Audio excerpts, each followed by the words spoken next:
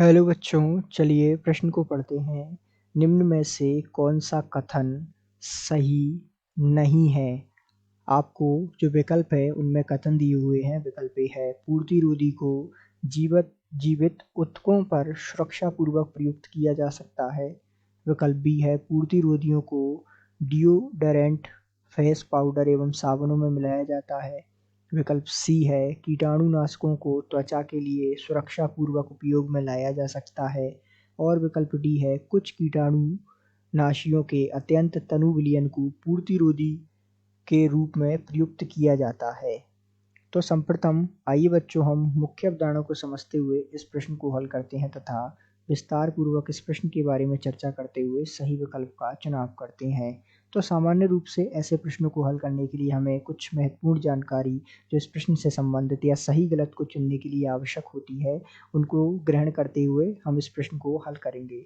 तो जैसा कि हम जानते हैं कि जो पूर्तिरोधी अर्थात पूर्तिरोधी को जीवित ऊतकों पर सुरक्षा पूर्वक प्रयुक्त किया जा सकता है, ये जो कथन ए आपको दिया हुआ है विकल्प के रूप में, ये बिल्कुल सत्य है क्योंकि जो पूर्तिरोधी होते हैं उन्हें हम जीवित ऊतकों पर प्रयोग कर सकते हैं। तो अर्थात पूर्तिरोधी जो है इन्हें हम जीवित ऊतकों पर सुरक्षा पूर्वक प्रयुक्त कर सकते हैं। इसमें कोई किसी भी प्रकार की हानि या हमें जो है किसी भी प्रकार के हानिकारक प्रभाव का सामना नहीं करना पड़ेगा। ये बिल्कुल सुरक्षित प्रक्रिया है, तो ये बात तो सत्य है। अब बात करें विकल्प बी में दिए हुए जो कथन है कि पूर्तिरोधियों को डिओडोरेंट, फेस पाउडर एवं साबुनों में मिलाया जाता है, तो ये बात भी बिल्कुल सत्य है क्योंकि पूर्तिरोधी को इनमें मिलाया जाता है। ये बात भी बिल्कुल सही है।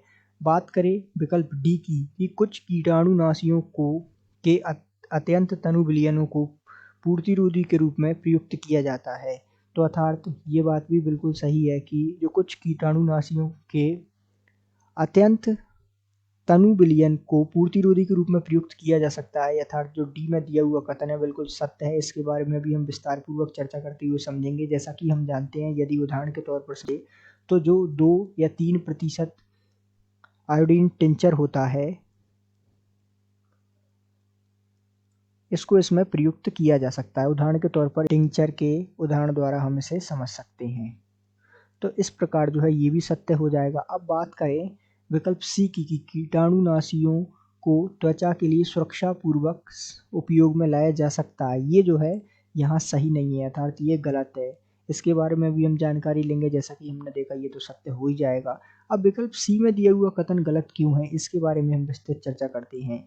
तो जो कीटाणुनाशक होते हैं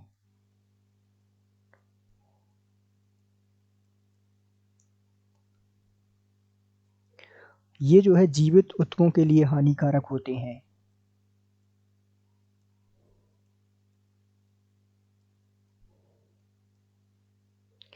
तो ये कीटाणुनाशक जो है जीवित ऊतकों के लिए कैसे होते हैं, हानिकारक होते हैं। इस कारण से इसलिए ये जो है त्वचा में नहीं लगाए जाते। तो इस कारण से या इसलिए ये त्वचा में नहीं लगाए जाते।